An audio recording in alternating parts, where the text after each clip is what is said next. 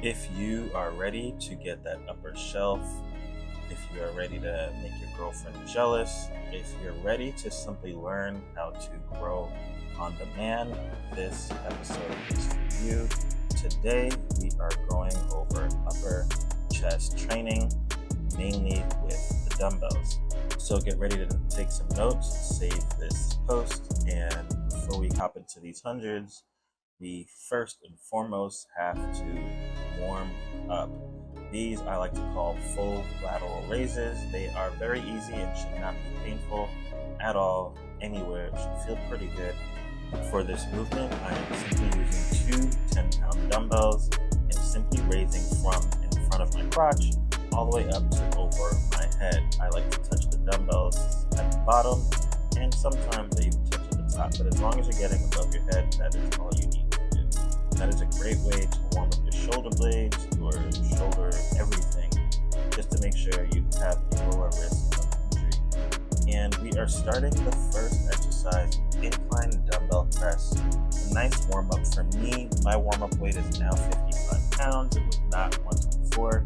You should know what is relatively easy for you. My PRE, perceived rate of exertion, is 3 out of 10 for the 5 reps. And that just means that the level of difficulty is pretty much non-existent. And you want your warm-up to be that way when you get into your warm-up sets, your working sets, you're good to go. The first thing you want before you start blasting your upper pecs is to make sure that everything is good. And I'm doing my round 2. I like to consider this ramping up, where I'm still doing really slow, as close to perfect reps, again, to make sure that I don't feel any discomfort in my shoulder, elbow, wrist, anywhere. That way, when I get to my final working set, I can push with confidence and not have to hold back because of any limiting variables. So I highly recommend you guys give this exact same approach as you are working into your heavier weight. Now, at the time of shooting the videos, the 105s were the heaviest dumbbells that I felt confident touching by myself. And all of my videos are actually me working out by myself, so I can show you guys how you don't need a coach, or you don't need a spot, you don't need someone else to work out with you when you follow this protocol. And so with the 105-pound dumbbells, I felt safe doing up to 4 reps.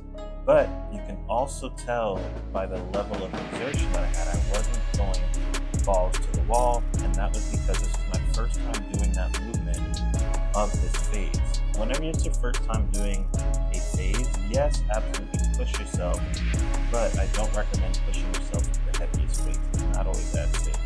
And so instead of going for 5 or maybe 6 struggle reps with the 105s, I decided to do a back off set with the 75-pound dumbbell, the weight that I felt confident I could move without injury or risk of anything.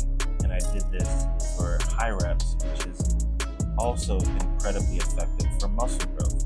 So I did 15 reps on this set, and this is going to basically conclude my incline dumbbell press. Once you hit your maximum performance, you're good to go. The whole idea is to find that baseline on your first time doing this, and then the next time you hit it, you do a bit more. After that, I moved on to the flat bench, which is the superior movement for overall chest strength. And I like to warm up on each new movement that I do to make sure that I have my alignment down and really that mind-body connection of, okay, my chest is firing, my triceps are firing, I have a nice strong grip with my hands and have no pain or discomfort in the shoulder, elbows, or wrist. After you feel good, you can jump in and go to your working set, which for me at the time is the flat bench at 225, where I pushed 5 reps. And I did this because I really want to improve, in addition to my upper pecs, my flat bench. I feel like I've been not seeing the progress I wanted at the time. And so, therefore, you put a little bit more effort on a single lift. So as you see, I didn't just do it once, but I'm setting up here the second time to really ensure that I'm giving chest stimulus it needs in this range of motion to also see the growth that I want. Nice controlled touch and push, pinky on the line, thumb over the bar, and this is going to be pretty solid routine for you guys to stick to for a few weeks to see consistent growth.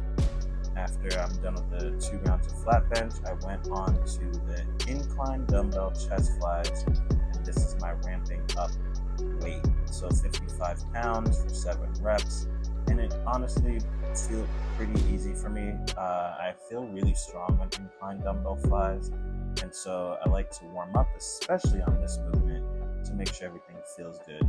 This is a great movement to get that stretch of those fibers, and I highly recommend you guys throw this in your routine. Obviously, use the weights that you feel comfortable with.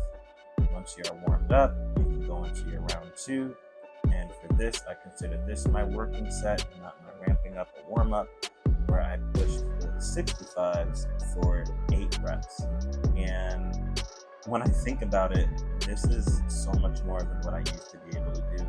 And with that being said, I want to just remind you guys that wherever you're at, just know that with consistency, you will make progress. And at the end of the day, that is the number one thing you want: consistent progress.